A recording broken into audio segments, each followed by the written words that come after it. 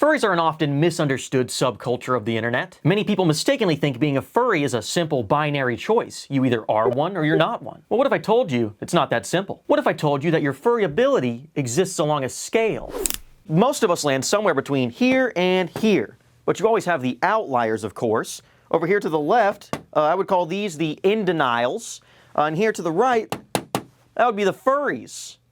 And then a smidge over from that, you have the zoo. Furries are known for a couple of things. One is their intense love of anthropomorphic media, and another is their intense love of anthropomorphic media with adult themes. But throughout most of history, there was no merger of these ideas. It's only in the morally bankrupt age of the internet that we're able to craft such despicable things. Before that, anthropomorphism was for children, not deviants. Well, what if I told you that there exists a film today that not only predates all of this degeneracy, but pioneers it? Today we're going to dive into the story of the movie Marquis, the weirdest f***ing thing I have ever seen. But before I can get into whatever this is,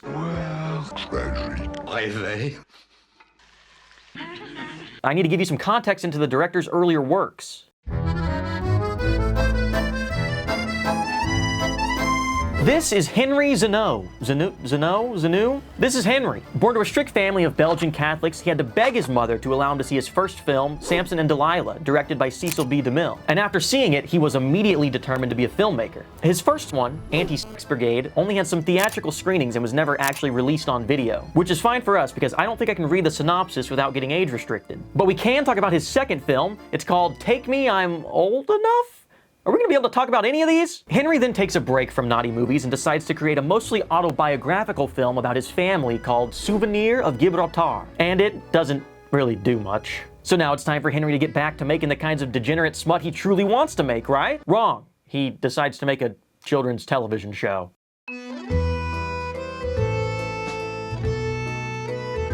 Salut!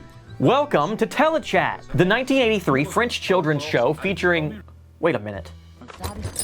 Does that ostrich have tits and lipstick and eye makeup and she's wearing a choker and oh my god, she's hot? You can call me the weird one all you want, but if you don't want to ravage that ostrich, well, there's something wrong with you, pal. If I'm the weird one, then why is this the only English comment?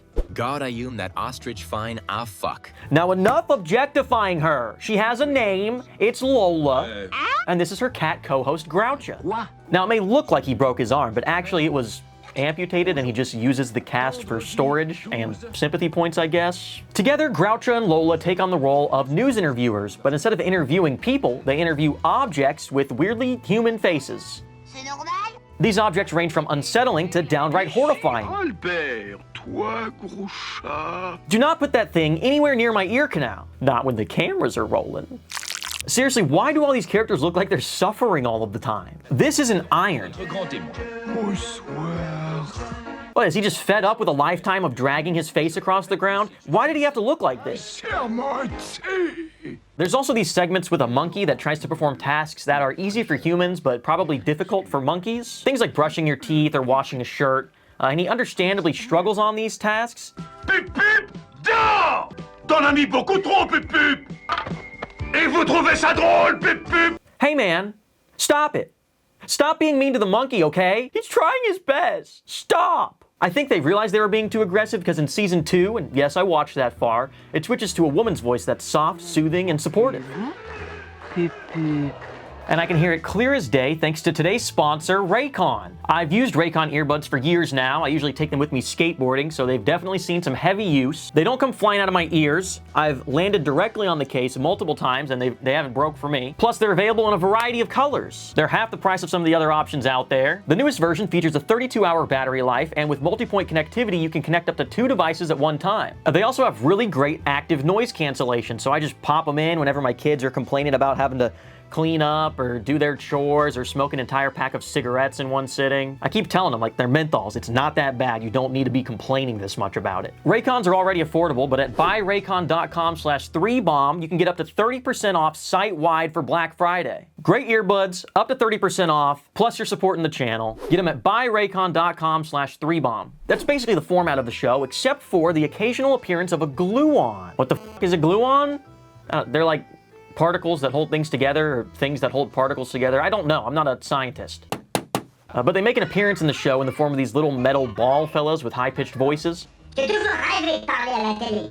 Oh, merci, Téléchat. Why are they in this show? I have no clue. I think someone in production was like, guys, I'm loving the absurdist and oddly sexual direction that we're taking this kids show, but we really gotta sprinkle in some science shit. But Francois, I should be doing a French accent, shouldn't I? But Francois, none of us know the science. Don't worry, Henry. And then he just grabs his son's science homework. Look, gluons. This is what we need. What the fuck is a gluon? I don't know. They're like particles that hold things together, or things that hold particles together. I'm not a fucking scientist. But enough of me trying to explain what they are. Let's hear Grouch the cat's explanation.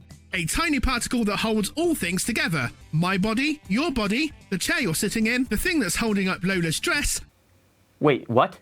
Is he alluding to her ostrich lumps? What the hell is this show? How is this made for kids? This guy sounds and looks like he will consume your soul.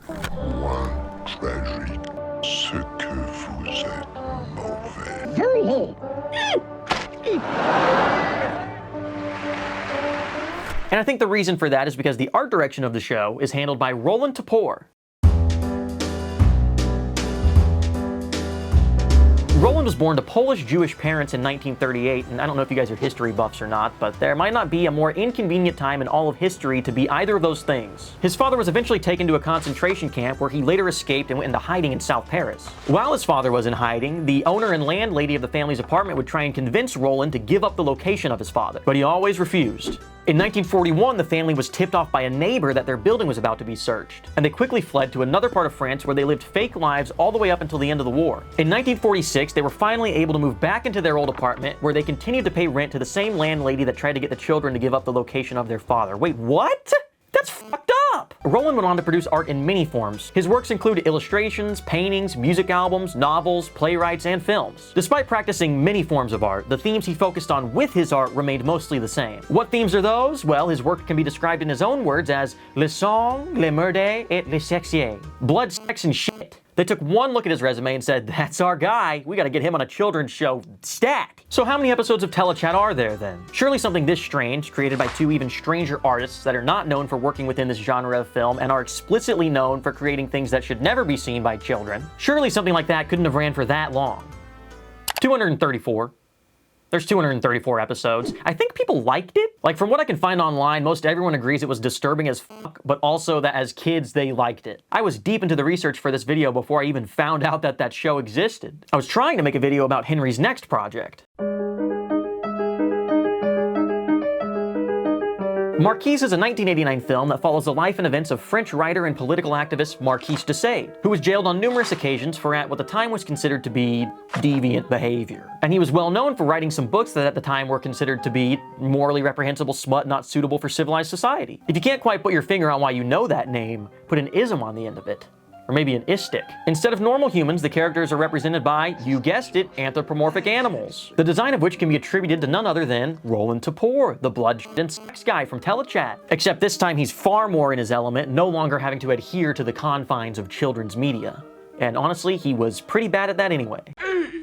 The movie takes place at the start of the French Revolution, and most of the film is from the perspective of those inside the Bastille, which is like the king's private prison, essentially. This is where we find our protagonist, Marquis. Je me contenterai donc de l'ordinaire.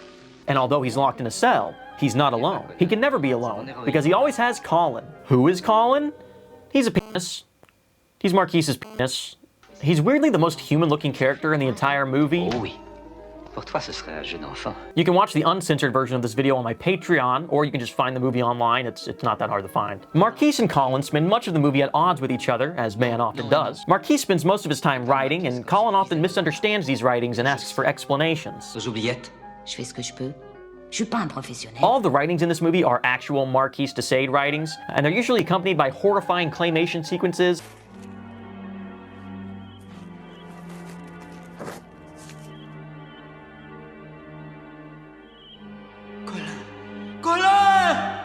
Marquis will often relent to Colin and give him what he wants, which doesn't always work out. Like the time he let Colin have his way with a crack in the jagged stone wall of their cell. Je te cède. I personally think they didn't need to give the wall a face during that scene, but They did. The central focus of the film is on Marquis, but there's also the larger plot of the French Revolution, which Marquis is thrust into when he's asked to share a cell with Lupino, who I think is a goat. Lupino is connected to some revolutionaries, and they have a plan to break him out of the Bastille. One of those revolutionaries, Juliette, has been seducing the rooster governor to gather information from him. Le gouverneur m'en demande toujours davantage. Vous salissez tout. Qui plus est, vous avez mouillé le tapis. Oui, je sais. Punissez-moi. Cocorico! Cocorico!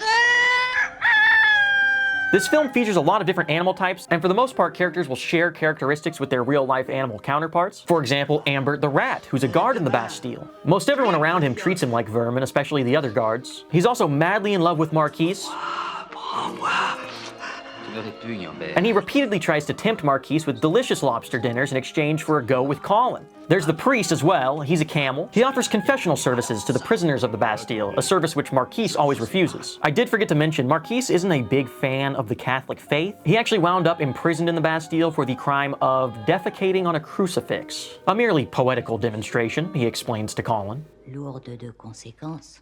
But the priest's true purpose is that of a spy for the royals. And once he discovers Marquis's writings, he begins to steal them and publish them under a pseudonym of his own. Vous êtes un grand écrivain.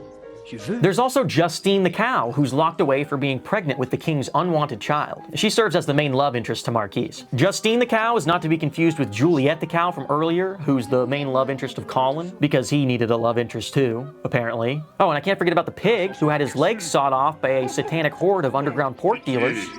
Ne me saignez pas. Ouais, tu vas nous la servir et en vitesse. At one point, the priest and the governor hatch a plan to convince the population that Marquis is the one who gave Justine a child. They place her in a cell with Marquis, expecting him to succumb to the pleas of Colin. But instead of any funny business going down, Marquis and Justine bound and gag Colin, and instead spend their time reading Marquis's writings. And in no time at all, she's fallen madly in love with his enthralling ability to perfectly describe sex crimes. Eventually, Justine's pregnancy progresses to a point where she needs special care. She gives birth to the king's child, and it's born with an iron mask. Le masque de fer! It's often considered a symbol of opposition to the royals, or perhaps it was intended to represent this child forever being a prisoner of his unwanting father. Or maybe it's a physical representation of the king hiding his crimes. Or maybe Roland Topor thought it looked cool as shit. I don't really know. Horrified by this revelation and weakened by the stress of childbirth, Justine passes away. Ambert is given orders to get rid of the child, but he instead decides to flee the Bastille and raise the child as his own. He's going to teach him all the ways of being a guard in the Bastille. Quand tu seras grand. Which I don't really understand because he just fled the Bastille. His profession is meaningless now. Meanwhile, Juliette convinces the rooster governor that the chains and shackles of the real Bastille will be far more exciting. J'en rêvais. And he agrees to allow her inside. When she has him good and chained up, she rushes to release the captured revolutionaries, and Marquis and Colin come along. Allons ailleurs exercer nos talents. As they rush to the carriage, the guards lob a volley of shots their way. They manage to kill multiple revolutionaries, but they accidentally shoot the rooster governor in the back. Doesn't really seem to mind though. He's actually pretty pumped about the thought of dying. Oh, c'est bon. Oh, ah, Grégory. Bon pour l'enfer. Marquis, Colin, and Juliette escape on a horse and carriage to an inn, where news soon comes of the Bastille's collapse. Toute la capitale. L'été sera chaud. Marquis runs to tell Juliette, but he finds her in her room, dead by her own hand. Colin is, of course, completely unbothered by this, and he decides now would be a good time to kiss Juliette. And this noble act of necrophilia brings her back to life. I don't know about you, but each time I've woken up with a piece in my face, I don't seem nearly as happy as Juliette seems here. The final scene shows Marquis asking Colin why he's leaving. Colin explains that Juliette needs him to fuel her revolutionary flame. Colin starts to separate and slowly drift away. He tells Marquis to be strong, and Marquis tells him to be prudent. It ends with a final quote by Marquis de Sade. Pas ma façon de penser qui a fait mon malheur. C'est celle des autres.